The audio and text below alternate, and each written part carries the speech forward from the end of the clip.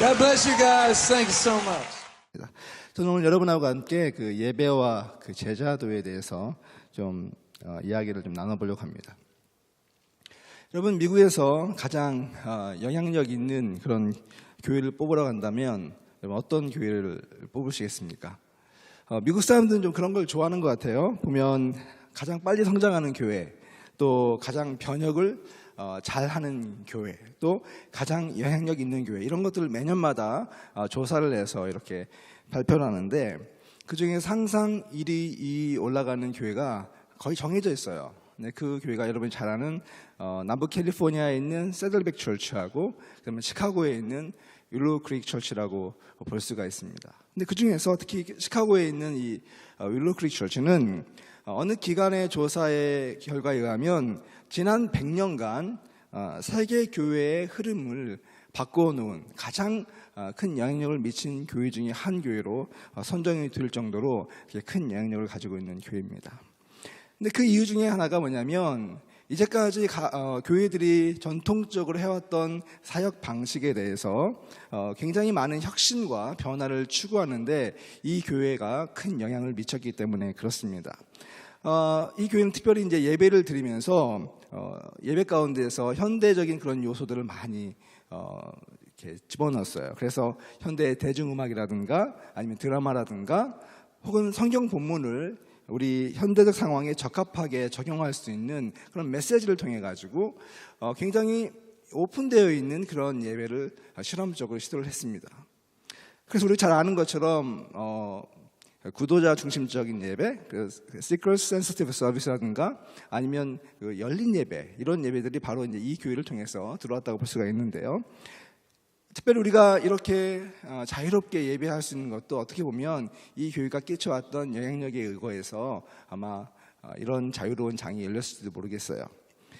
그런데 여러분, 왜 이 교회는 그렇게 남들이 하지 않는 그런 사역을 해왔을까요?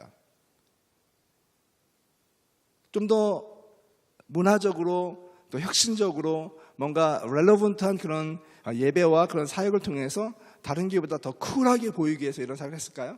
네, 그건 아니에요. 이 교회가 가졌던 단 한 가지의 정신은 뭐였냐면, 불신자들을 향한 교회를 만들자고 하는 것이었어요. 어떻게 하면 우리가 교회를 떠나간 사람들, 예수님을 떠나간 사람들, 그리고 하나님을 알지 못하는 사람들에게 교회가 더 가까이 다가가서 그들이 하나님의 복음을 받아들이고 변화될 수 있을 것인가라고 하는 것에 초점을 맞춰서 예배와 사역과 프로그램을 싹 다 바꿔버린 거예요. 그래서 우리가 아는 것처럼 이 교회는 굉장한 많은 영향력을 미쳤고 또 많은 성장을 했고 많은 사람들이 주님께 돌아오는 그러한 역사를 이루었습니다. 매년마다 이 교회에서 컨퍼런스를 하는데 컨퍼런스에 수만 명의 사람들이 참석을 합니다. 전 세계에서 그 컨퍼런스에 와서 그 교회를 배우려고 했습니다. 그렇게 사역을 30년 동안 해왔습니다. 근데 여러분, 30년이 지난 이후에 이 교회는 어떻게 되었을까요? 몇 해 전에 이 교회에서 자기들의 그 교회의 어떤 신앙 상태와 현실을 알기 위해서 아주 심각한 그런 연구를 했습니다. 그리고 그 연구의 결과로 책을 하나 냈는데 그 책이 여기 나와 있는 같은 Reveal이라고 하는 책입니다. 이 책을 쓰기 위해서 3년 동안 전 성도를 대상으로 해서 교회는 굉장히 심도 있는 인텐시브한 그런 연구를 했는데요. 이 연구 결과를 통해서 담임 목사인 빌 하이베스가 결론을 이렇게 내렸습니다. We failed. 우리는 실패했다. 뭔가 미싱되어 있다라고 하는 거예요.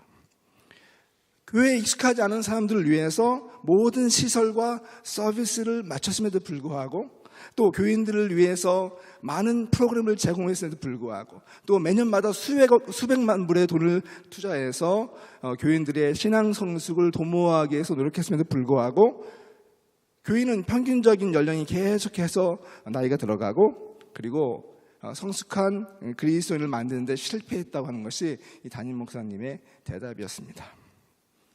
그들은 사역을 하면서 한 가지 사역에 중요한 가설을 하나 세우고 있었는데, 그 가설은 영적 성장으로 나아가기 위해서는 이 교회 활동을 바탕으로 해야 된다고 하는 그런 가설을 갖고 있었어요. 그래서 교회는 많은 프로그램을 만들어서 성도들이 가급적 교회에서 지내고 교회에서 프로그램과 훈련을 통해서 신앙 성숙을 하길 원했던 것이죠. 사실 우리도 그렇습니다. 우리가 교회 신앙생활 하면서 많은 사람들이 갖고 있는 기본적인 생각은 교회에서 제공하고 있는 여러 가지 프로그램과 훈련을 잘 따라가다 보면 내가 좋은 신앙인, 성숙한 신앙인 될 것이다라고 하는 그런 가정을 가지고 그 안에 참여하는 게 많아요. 그런데 그렇지 않다라고 하는 것입니다. 우리는 여기서 진짜 신앙이 무엇인가, 그리고 신앙 성숙은 어떻게 이루어지는가라고 하는 것을 한번 고민할 필요가 있는 것입니다. 이 교회에서 이 문제를 해결하기 위해서 또다시 인텐시브한 그런 연구를 했습니다. 그래서 나온 책이 이 Move라고 하는 책인데, 이 책에서 이런 결론을 내립니다. 신앙 성장과 성숙은 교육 커리큘럼에 의해서 인위적으로 형성되어지는 것이 아니다. 그리스도를 만나고 그분과 사귀며 그 말씀에 청종하며 그것을 실행하는 과정 속에서 신앙은 성숙해진다, 이렇게 이야기를 합니다. 참된 신앙인이 된다고 하는 것은 무엇을 의미하는 것인가? 그것은 우리가 그리스도를 알 뿐만 아니라 그분을 진정으로 사랑하고 참 제자가 된다고 하는 것을 의미한다고 하는 것으로, 제자도의 본질은 바로 예수 그리스도를 인정하는 것을 넘어서서 그분을 따르고 닮는 것을 의미하는 것이죠.